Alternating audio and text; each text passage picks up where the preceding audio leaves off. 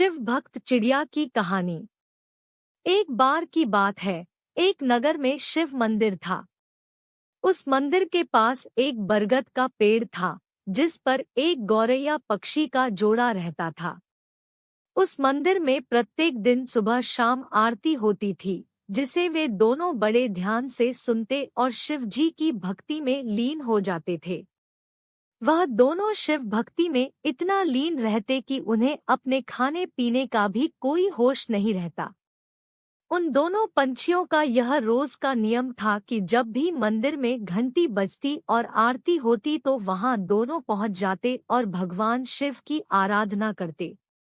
उसके बाद वे अपने और अपने बच्चों के लिए भोजन और पानी की तलाश में निकल जाते। उसी मंदिर के बगल में एक बूढ़ी माँ का घर था। वो बूढ़ी माँ घर में अकेली रहती थी क्योंकि उसकी कोई संतान नहीं थी। इस प्रकार वह अपना जीवन अकेले ही व्यतीत कर रही थी। वह अपने छत पर पंछियों के लिए रोज दाना डालती और पानी भी रखती थी। उसका यही रोज का काम था। वे दोनों पक्षी भी रोज उसकी छत पे आते और रखे हुए दाना को चुगते और पानी पीते। फिर उसमें से अपने बच्चों के लिए भी दाना ले जाते। उस बूढ़ी माँ के कारण उन पंछियों का जीवन भी आराम से व्यतीत हो रहा था। एक दिन की बात है, वह बूढ़ी माँ बीमार हो जाती है और बिस्तर पर पड़ जाती है। उनकी सेवा करने वाला भी कोई नहीं था। वह अब छत पर दाना पानी भी नहीं रख पा रही थी। वे पंछी जब छत पर आते हैं तो देखते हैं कि छत पर दाना पानी नहीं है। उन्हें लगता है कि बूढ़ी माँ कहीं चली गई है।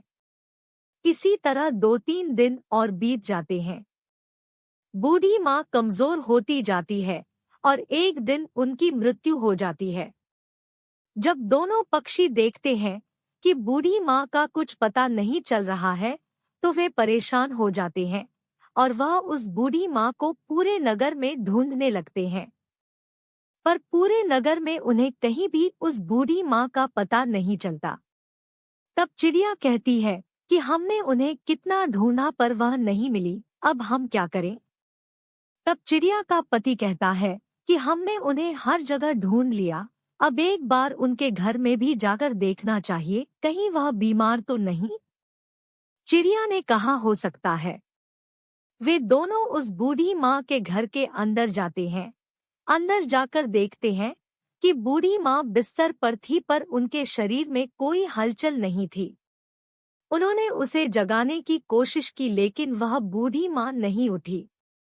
तब गौरैया का जोड़ा समझ गया कि वह अब इस दुनिया में नहीं रही, उनकी मृत्यु हो चुकी है। यह देखकर दोनों पक्षी बहुत दुखी हो जाते हैं और अब उन्हें दाना चुगने दूर दूर जाना पड़ता है। शाम को जब मंदिर का घंटा बजता है तो वह दोनों पक्षी मंदिर में पहुंच जाते हैं और एक पैर पर खड़े होकर भगवान शिव की तपस्या करने लगते हैं। कठोर तपस्या करते करते बहुत समय बीत जाता है। वह लगातार शिवजी की भक्ति करते रहते हैं। 1 महीना बीत जाता है, पर वे बिना कुछ खाए पिए भगवान के भक्ति करते रहते हैं। तब उन पक्षियों के भक्ति देखकर भगवान शिव बहुत प्रसन्न होकर उन्हें दर्शन देते हैं और पूछते हैं कि तुम्हें क्या चाहिए? तुम जो भी मांगोगे मैं तुम्हें वह अवश्य दूंगा। मैं तुम्हारी इस कठोर भक्ति से बहुत प्रसन्न हूँ। तुम दोनों ने नन्ही सी जान होते हुए भी अपनी क्षमता से बाहर जाकर मेरी भक्ति की है। तब उस गौरैया ने कहा, हे प्रभु, हमें कुछ नहीं चाहिए, बस आप इस बूढ़ी माँ को फिर से जीवित कर दीजिए, बस हमें यही चाहिए।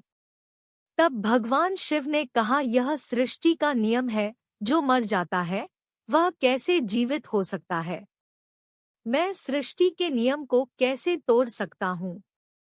तब चिड़िया ने कहा, नहीं भगवान, हमें कुछ नहीं चाहिए, हमें तो बस हमारी बूढ़ी माँ ही चाहिए। शिव जी ने कहा, पंछियों, अब इस बूढ़ी माँ का शरीर गल चुका है, उसमें से कीड़े निकलने लगे हैं, उनका शरीर बेकार हो गया है, मैं उन्हें कैसे जीवित कर सकता हूँ? तब दोनों पक्षी जिद करने लगते हैं और कहते हैं कि आपने हमें वचन दिया है कि हम जो मांगेंगे आप देंगे। अब आप अपने वचन से पीछे हट रहे हैं। तब भगवान शिव ने कहा, तुम्हारे जिद और अपने वचन के कारण मैं विवश हूँ। तब शिव जी ने बूढ़ी माँ के शरीर को ठीक किया और फिर उसमें प्राण डाल दिए। बूढ़ी माँ फिर से जीवित हो गई। दोनों पक्षी बूढ़ी माँ को अपने सामने देखकर बहुत प्रसन्न होते हैं। वह बूढ़ी माँ कहती है कि हे प्रभु, आपके दर्शन पाकर मेरे सभी जन्मों के पाप धुल गए। आपने मुझे दर्शन दिए हैं प्रभु। मैंने ऐसा क्या काम किया था जो आपने मुझे फिर से जीवित कर दिया? तब भगवान शिव ने कहा कि मैं तुम्हें तुम्हारे कर्मों के कारण जीवित नहीं किया, बल्कि इन दो पक्षियों के कारण जीवित किया है। इन दोनों पक्षियों ने एक पैर पर खड़े होकर मेरी आराधना की। मैंने उन्हें आशीर्वाद दिया है और उन्हीं की वजह से तुम आज जिंदा हो। ये पक्षी वही हैं जो रोज तुम्हारी छत पर दाना चुगने और पानी पीने आते हैं। सच जानकर बूढ़ी माँ को बहुत आश्चर्य हुआ। तब उसने भगवान शिव को प्रणाम किया और फिर भगवान शिव वहां से अंतर्ध्यान हो गए। फिर वह बूढ़ी माँ अपने छत पर दाना और पानी रखने लगी। वह पक्षी का जोड़ा वहां आता और दाना चुगता और पानी पीता। तब उस बूढ़ी माँ ने उन पक्षियों के जोड़े से कहा, तुम दोनों ने मुझे जीवन दान दिया है, भगवान शिव की आराधना की है, अपने लिए कुछ ना मांगकर मेरे लिए मांगा है।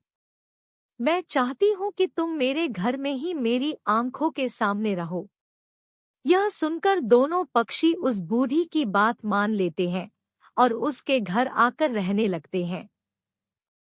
इसी तरह दिन बीतने लगे और बूढ़ी माँ और पक्षियों की चर्चा दूर दूर तक होने लगी कि एक बूढ़ी माँ है जो मरकर भी जीवित हो गई और उनमें अजीब सी शक्तियाँ भी आ गई है। अब ढेर सारे लोग अपनी दुख और परेशानियां लेकर उस बूढ़ी माँ के पास आने लगे। उन लोगों को बूढ़ी माँ भगवान शिव की पूजा आराधना करने को कहती। तब वह लोग भी भगवान शिव का पूजा पाठ करने लगे और धीरे धीरे उनके दुख दूर होने लगे। इसी प्रकार धीरे धीरे बहुत दिन बीत जाते हैं और बूढ़ी माँ एक दिन अपने घर उसी स्थान पर जीवित समाधि ले लेती है। फिर उस स्थान पर भव्य मंदिर बनवाया जाता है। आज भी वह मंदिर गुजरात में स्थित है और उस मंदिर को चिड़िया वाली बूढ़ी माता के नाम से जाना जाता है। उस मंदिर पर गौरैया पक्षी का जोड़ा हमेशा देखने को मिलता है। जय भोले शंकर।